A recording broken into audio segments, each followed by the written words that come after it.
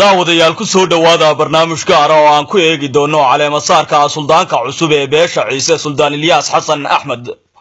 oo toddobaadkii tagay lagu cumaamaday degmada Xariirad ee gobolka Selen.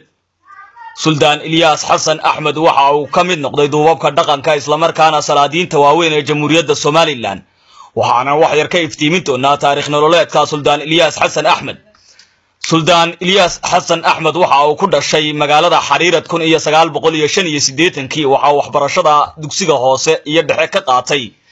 degmada Ayshaca ee qaybta ismaamulka Soomaalida Itoobiya ee ka tirsan gobolka City. Waxauna waxbarashada dugsi sare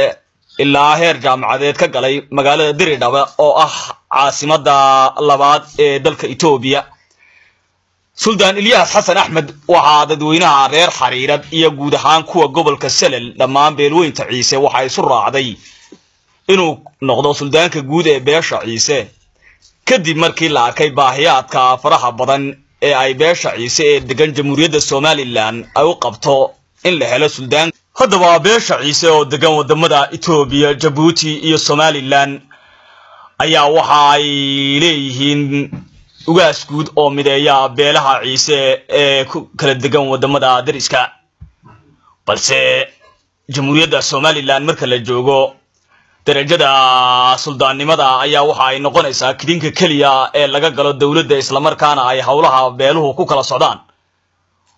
waxaana imatay baahiyaad fara badan oo jira dhinaca gobolka Selen iyo guud ahaanba deegaanada Soomaaliland ee ay beeshani degto.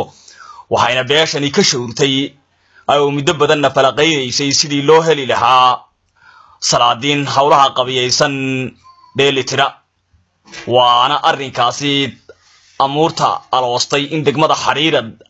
laga caleemo saaro Suldaan Ilyas Xasan Axmed.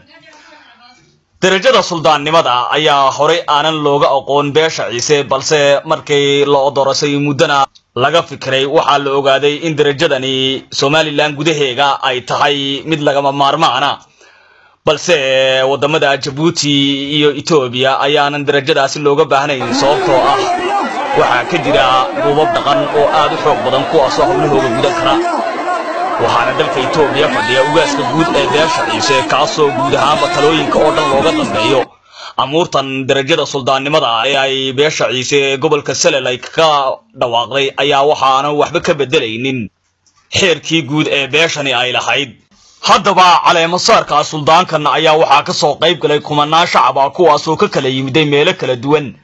haddaba bal aynu daawano caleemasaarkaasi sidii uu dhacay iyo ergooyinkii ka soo qayb galay iyo meelihii ay ka kala yimaadeen. daawasho wanaagsan.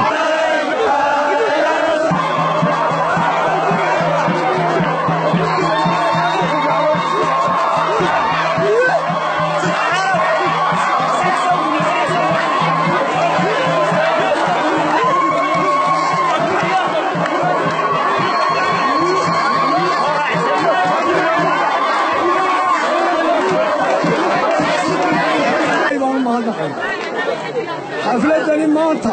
caleemasaarka ee suldaanka ee ilaahay isku keenay ilaahay baa mahadi. inaan baan caleemasaaraynaa waa waadariyey oo ka aweynaa ninkii maqlayuuna qoorsan waa wax isagana wax ugu yaalla ciisa wax ciisaha wax ugu yaalla weeyaan oo Soomaalida wax ugu yaalla weeyaan. waxaan la arki jirin aad u baran sir bay dadku wada barteen siyaasay wada noqdeen adigu samafalaha kama suldaan waa 70 badan waa mushkiladiisa badan. suldaan waa 70 badan haddana 7 aakhir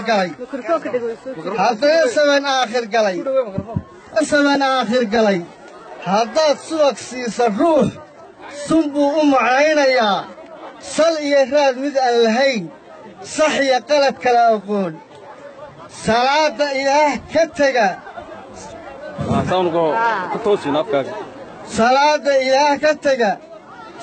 ilaah ka taga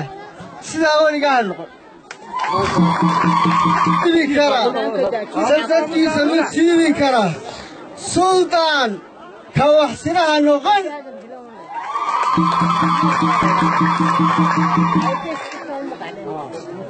ilaah baa saatire suldaan ma sahlana xilkuye sifaha lagu bixi karaa siday diinteennu tidhi sinaan iyo daacadnimo sunnaha nebiga iyo salaad sadiiqnimi iyo rusheeg siqiga gacanta iyo dulqaad haddana salfudayd ku jirin dadkaa loo samafalaa sidaa adiguna ogow isaga anfaca inuu ilaahay ka dhigo ayaan ugu ducaynayaa anoo sacad muuse horaanu sheegay taase waxa weeyaan ducadaan iska lahayn annagaa weligayba caleema saari jirnay annagaa weligayaba u ducayn jirnay maanta suldaannada madaxtooyada waxaan ogeysiinaynaa golaha baarlamaanka waxaan ogeysiinaynaa golaha wasiirrada waxaan ogeysiinaynaa golaha guurtida arrintaa oo ka socota maxaanku idhahaa gobolka seel maxaanku idhaahaa gobolka gaar ahaana degmada xariirad iyo daabyadaheeda niman la sharaxay inaa kaa cusub inaa sidaa loola socdo subxaana rabbi intuba aad bay umaadsan yihiin booskaasi boos loo baahnaa buu ahaa boos inaga maqan buu ahaa cuqaal waxaan ahayn cuqaalun baan layn wax kala mana lahayn haddaad mar garateen inaan wixii ummaddu yeelatay yeelanno raggii hindisay iyo kuwii qabaqaabiyey iyo intuba aad bay umaadsan yihiin waana kolba waddanka aan joogno wixii lagaga caanamaalayo in la qaataana wax meesha yaalla wey ciise suldaalmali waxaas ma soconayso maantuu yeelanaya hadduu agu lahayn ilyaasna waxaan leeyahay ilaahay kuu garab galo waa mas-uuliyad weyn dee waddanka suldaanaha wada jooga ilaahay kii waannu garab joognaa qaran iyo dawlad iyo dadba waannu horgayn waannu taakulayn idina waxaan idin leeyahay dee yaa laynoola sudbaankiinnu wax eeg hadda dadka unbaa wax ka dhiga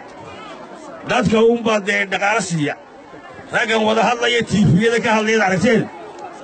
dadkoodaa horta wax siiya intayna dawlad wax siin haddeed isagaa iska bannaysta suldaanadu iyagaa bannaysta laakiin marka hore tolkii baa horta waxdhisa oo markaa waxaan leeyahay ilaahay kii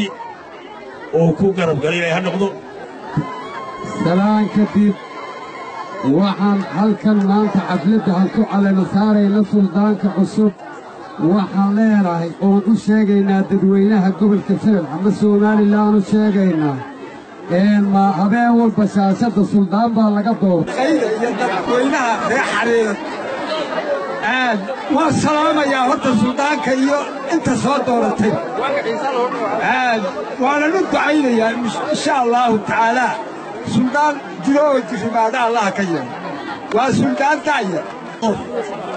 halkan maanta saddex kalmood haddana waan ka odhanayaa in yaroo kalena waan ku daraya saddexda kelmadooda anigu aan kugula dardaarmaya waxa weeyaan garaxa iska ogow gacan guranna iska ogow guddoon jilicsanna iska ogow waa saddexdaa kelmood halkan maanta nin hore iga horreeyey oo kale waxaa wakiil ka ahay saldamadda beesha isaaq ayaa wakiil ka ahay anugu kow suldaan cabdiqaadir suldaan maxamed iyo suldaan cabdilaahi suldaan cali oo ah labada beesha ciise ee degta deegaanada somalilanka tahay suldaankii koowaadii ay yeelato caleemasaarka sida aad uga soo qayb gasheen waa iniiga mahad celinayaa iyo halkaraannimo uu ku meel maro oo duruufaha la soo darsa uu kaga baxo uu leeyahay waa aqoonta anu lahay taasi suldaanka waxaa ii labeeya oo aan ku xijisiinayaa dardaaran suldaanka waxaan ugu dardaarmayaa horta dardaarankii intii u badnayd waa la soo dhammeeyey suldaan waxaad maanta xilkeeda qaaday beeshaa ballaadhan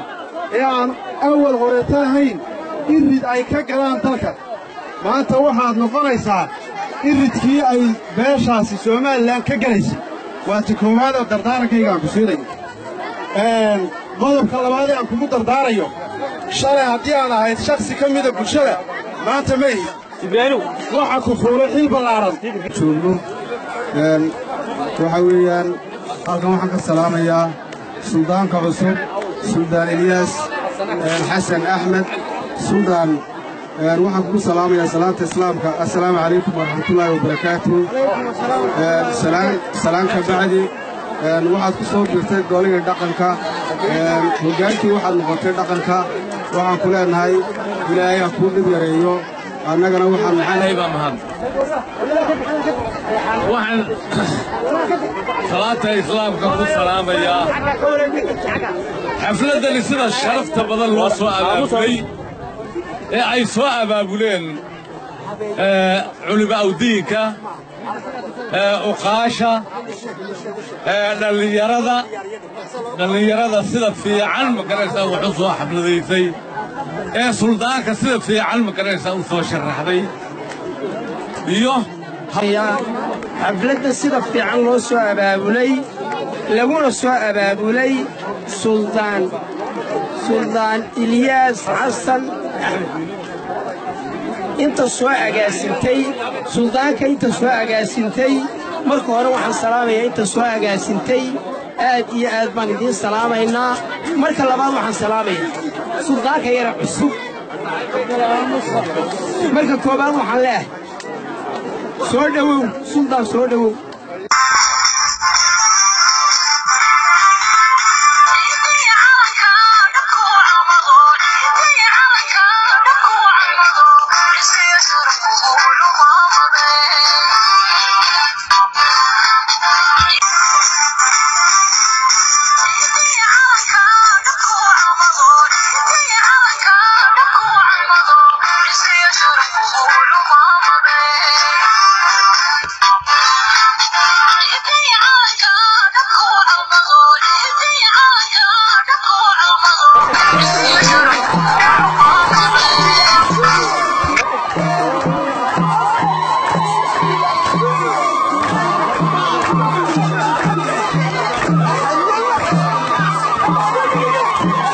daawadayaal intaa waxaynu ku soo afmeeraynaa barnaamijkii gaarka ahaa ee aanu ku eegaynay